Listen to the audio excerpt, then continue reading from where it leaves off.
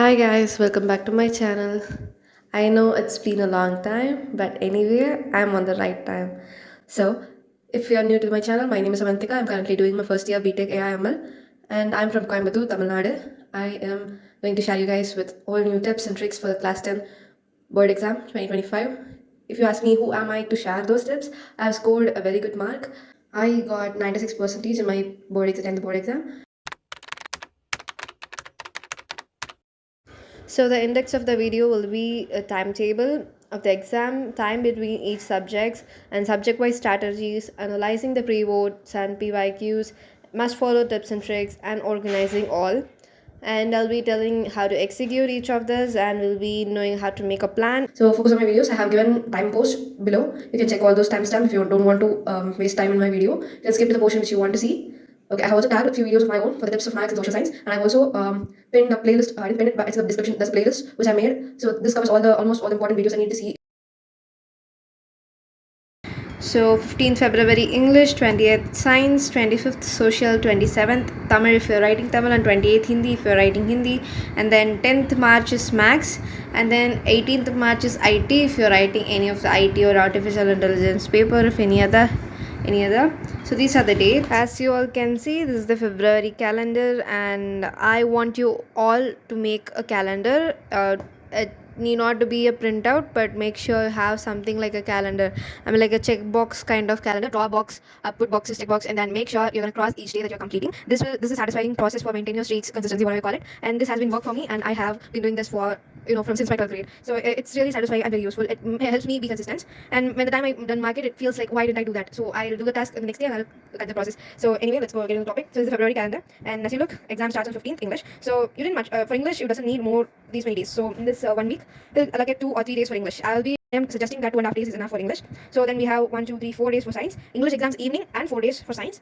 And then 1, 2, 3, 4 days for social as well. English, science exams evening plus 4 days for social. And then only 1 day left for Tamil, 1 day and half day from social. Exam we have for Tamil. If it is Hindi, you have 2 days, 2.5 days. And if it's max, you have 1 to 11 days. I'm not sure, but you have 10 to. So don't worry about max exam. Leave max for now. Max is going to be very easy. I'm promising you, max is going to be very easy. By following the tips that I say. So let's first concentrate on science and social, the most important subject. And then your weaker subject might be language. For me, my weaker subject was Tamil, and I had to prepare a lot for it. And so I gave a lot of time for it. So one day, if I was writing exam at this point, and if I had only 1 day for Tamil, I'd concentrate my topic in this 1 week for Tamil, and then another hard subject that I feel. Okay. So let me tell you. English needs only 2.5 days, and science more than enough. The revision period given is more than enough for revision, and the social science enough. It's not more than enough, but it's enough 4 days. So we can allocate 1 day, 1 or 2 days from this week for social. 1 day for language, and then for maths you have lot of days, so don't waste your time doing a lot of maths practice. Make sure what you can do is that in this whole week, the week that I'm mentioning is from Feb 8 till Feb 14. I'm telling that you allocate 1 hour each day. 1 hour each day for maths. That's more than enough. 1 or 2 hours. If you have more time, if you are at home rather than going to school for revision, you can sit at home and you will have 2 hours for maths. Revise maths every day. Maths, keep revising maths every day is the only thing that's going to help you. Okay, subject-wise strategies. For English, I'll be posting a separate video. So the basic thing for English is that presentation is really important. Paragraph, do the skimming. First read the questions and then go back to the paragraphs, so that will be easy for you to find the answer for those questions rather than just reading the whole paragraph and wasting your time. For science, we have physics, chemistry, and biology. So it differs for each person about the toughness. So commonly, you have to solve all the PYQs. It's not possible to solve all PYQs, but if you are thorough with the portions because of the pre-boards, then you can go solve the PYQs. And if you still need to revise, then revise, concentrate on revising the topics. The next thing is that presentation is really important. Presentation gives you a lot of marks rather than more than studying. Presentation is really important. And then so while answering, make sure your answer is proper rather than just scribbling something, writing your own story. You have to write the proper keywords that is necessary. So keywords, these are the keywords that you will find in the sample paper. In the sample paper given by the boards, you will know, you can see the answers, how they use the words that is required for that particular question. So you have to analyze the sample paper and then use it. You can also analyze the PYQ papers and their answer schemes. So this is my suggestion, because answers, I have also written answers, but sometimes my teacher would tell, my mom would tell me that you miss out in the keywords because that is really important in the question, and you have written everything except that word. So when I'm reading, I didn't find the word. Instead, you wrote a sentence on that line. That's what she told me, and that's one of my mistakes. And I have corrected it, and I have scored really good marks in my boards. So each In each division, physics, formulas, and biology diagrams, chemistry, equations. This is how it is described. So for physics, that is a way of writing. So physics, for formulas is the important thing. Most of the questions are formula or mathematical. Only few of the questions are theoretical. So for the theoretical questions, fine, you're going to write point wise or whatever it is you're going to write. But for the formulated questions, you are going to write given, then for to find, and then you have to write the formula and then solution. This is a way you have to write, so that this will give the paper character a very like you will be a good person in their eyes, and like you present it good, and they know that you know something about the topic. This is one of the important step. And then for biology diagram, draw the diagram in pencil. Don't use pen. Mark the things in the pen. Draw the diagram in pencil. Mark the things in the pen. Okay, make sure you use a proper way of define the lines and stuff. Don't just randomly sketch something and come. Make sure you draw, even though it is pencil, you make sure you draw it properly, shade properly. That is really important. And then draw a box if needed. Then okay, then chemistry equations are really important. Even though you're studying something, studying theory part or whatever it is, you should be thorough in equations. There are not much equations in 10th grade. It is in 12th grade, obviously, but in 10th grade, that is not much required. But still, there are few equations in that. Make sure you know all the equations. And then for social, and one more thing in the science is that you have to focus on NCRT. Make sure you solve each and every NCRT book back questions. PYQs, yeah, you should solve, but before PYQs, you should be thorough in NCRT book back questions for each and everything. Because I remember in my 10th grade, almost 3 to 4 questions from each, two questions from physics came from the NCRT book back, and 1 question from biology, and 1 question from chemistry. Because NCRT is the key, right? NCRT is the main book that you're going to read and write the exam. So rather than focusing on the guide book or sample questions, you can first complete the NCRT questions. That is really important. Then for social, map is the must. Map is going to give you solidly 4 to 6 marks. I'm not sure how much this time. I'll analyze the social paper, and I'll be putting a video on social science on day before social science or after your science exam, so don't worry about it. But map is really important. So when you are starting with a social science revision, make sure you have all the maps marked in your hand and have it handy, because that is going to help you in scoring good marks in social. And the next thing is that dates, place. So history, it is the most important thing. I mean, dates and the places are the most important thing for history subject. So make sure you have a A4 sheet and write down all the important dates and what happened, the incident, and then what place it took place and who was the main characters. These are the important things that you know. If possible, I'll find my own notes and I'll share it. The next thing is that you have to solve PYQs. For social science, NCRT is not much. There is a vast amount of topics to be covered. So I'll tell for economics. For economics, obviously NCRT book is more than enough because it's a very small book, and I have scored really full mark in economics section. I remember. So for NCRT, NCRT is enough for economics. For civics, you need to concentrate on guide or any other books or solve the question PYQs, because civics they'll make the questions a little tricky. So you have to concentrate on the core concept. But civics is also a very easy subject.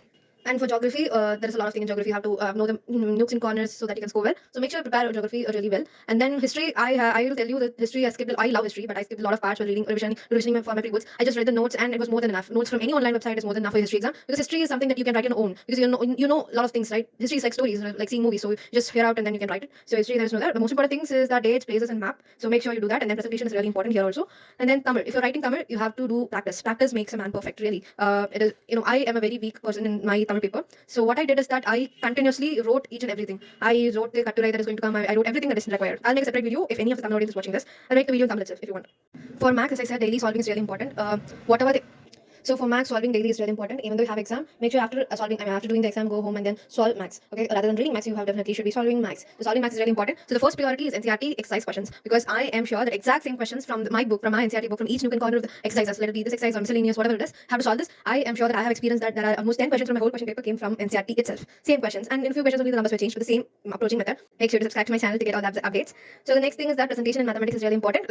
Step marks are really important. Each step defines how you solve the problem. And then if you have to do, make sure you draw a rough column and then do that. Or if you are doing randomly, make sure you rub it and make a draw line or something, like make the presentation neat. Make sure you use the last page of the answer booklet as the rough page, or draw a line margin and then use it as a rough page. So these are the tips that is required. If you want any other tips, I'll analyze and put it in the next video. So next thing is that we are going to the analyzation of pre-board. These topics are really very small. So like a pre-board paper, you'll have questions taken by the teachers from PYQs, or the questions they have, like from Kendra Vidyalaya or somewhere else they would have taken it, and it will be given to you. So you have to approach each and every pre-board exam like a board exam. I'm sorry that it's been so late, so that I couldn't. I'm posting this video very late, and you cannot follow this tip because pre-boards are over. So anyway, you will have previous year question papers. Take the previous year question paper, sit down, take a paper, and then sit and do the question paper as if you're solving it in a session. Do two papers in each subject, so that you'll have you'll know about presentation, you'll know about the time management, definitely for sure. And then third, you'll know about how how you are writing the answers in the pressurized moment, because in your school you know that it's just a pre-board and nobody's going to check it. But for when you're writing it, you're imagining that you are in a separate place and there's no one of your friends around. You cannot copy and do stuff like that, so that you are in a bounded area. Your time is ticking. So I have to set an alarm and write it this way. So that's the way you can analyze your paper later for presentation and as well as answer. And the third thing is that time management will be really, really improved if you do this seriously. The next thing is that PYQs. As I said, PYQs are really, really for any exam. NEET, any exam. PYQs are really, really important, because repetition of PYQs has been seen, because there is nothing else now. You have a book, and the questions are to be taken from the same book each year, and there is not a lot that can be asked in the same book, right? So they'll be asking the questions they have asked previous years. They will make it a pile and then add a few more questions that are that's got more tricky. That's it. There's going to be nothing different. So PYQs are definitely going to come in your question paper. So make sure you solve PYQs. PYQs are like the key to score better marks. So from this, you get an analyzation for what are the tips and tricks that you have to follow, right? So presentation, the top most important thing. Presentations are really important, because when it comes to presentation, not only drawing lines and underlining doesn't matter. Your handwriting should definitely be proper.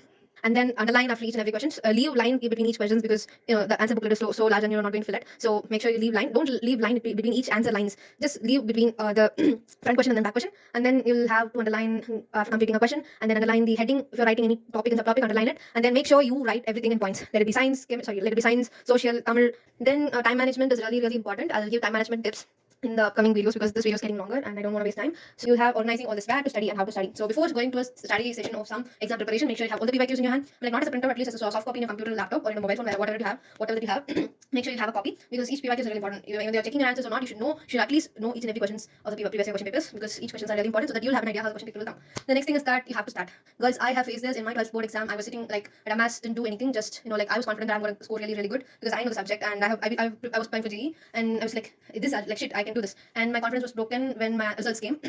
In a subject which I thought I would score really good, I scored the least. Not the least, but it was a very disappointing mark for me. So don't do the mistake. Read, even though you are confident that, keep on revising, keep on keep on doing all this stuff. If you are thorough with the chapter, then relax and concentrate on the time management and concentrate on revising the topics that you find. Revise the PYQs and stuff like that. Do something. Don't just sit with the confidence. Just keep on revising, and then whoever it is, you should be confident. This exam is going to be really easy. After completing your 10th board exam, when you're entering into 11th and 12th, then you will definitely tell, oh, 10th, that was really easy. I'm definitely telling you 10th is really easy. 10th board exam is going to be really easy. It's going to come only from your NCRT book, so make sure you're thorough with that. Revise. If you're starting even today for your exam preparation, you definitely score 86% above. I'm definitely guaranteeing you. If you start today, even you can score 86%, more than 86% in your board exam, 10th board exam. I'm really damn sure. So make sure you are starting your preparation in the right time. It's not too late to start, but you should always start because starting is the toughest task, but starting is really important. So start your study session after my video ends. If you want to see the video, you can go and see, but it's your choice. Just go and start studying rather than wasting time on unwanted, like motivation videos and study vlogs. Just start. Do what is for you. As I said, each one of us differ. So for preparing your timetable, you have to sit down, know which are the times you have because you'll have school or you'll have tuition, you'll have something, whatever it is. Make sure keep all the school times and stuff like that aside, and then have a separate time for your study session, and then block time like 1 hour I'll do this, and then I'll take 10 minutes break, and then next 1 hour I'll do this and break. So make sure your revision period is you have a separate revision period, and then in the separate revision period should be with breaks in between because breaks keeps your mind refreshed and it will be easy for you to continue a study section. You don't have to wake up too long and you have to study so much. You can if you want, but don't burn yourself because you should be healthy to write your exam properly, right? So make sure keep health as a first priority. Make sure you're healthy, then go for studying. So while studying, don't stress yourself, don't do anything to you because this is just a simple exam. I'm really telling you, 10th mark doesn't matter. In some school, 10th mark is really matter, but according to me, 12th mark is everything. Other than that, nothing else is matter. 10th mark is going to be like a proud moment for you. You score really good, but don't worry, everything is going to turn out well. Okay, this is just a moment of your life, so everything will be good. So make sure you give your best in everything you do. Okay, that's it. Thank you.